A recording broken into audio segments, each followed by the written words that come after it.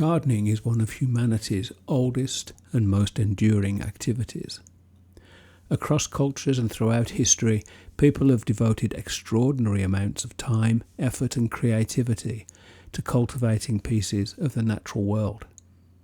At first glance, that might seem like a simple pursuit. We plant seeds, tend plants and create beautiful spaces.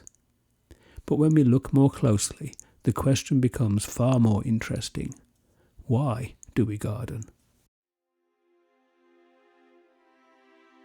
The answer is not as straightforward as it might appear. While gardens can provide food, beauty and recreation, they have also served as places of contemplation, artistic expression, spiritual reflection, scientific inquiry and community. Philosophers, writers, artists and ordinary gardeners have all attempted to explain what draws us to this uniquely human activity. And the more I have explored the question, the more I have come to believe that gardening reveals something important about who we are and how we relate to the world around us. In this series, I want to explore some of the many reasons people garden, drawing upon history, philosophy, personal experience and the perspectives of fellow gardeners.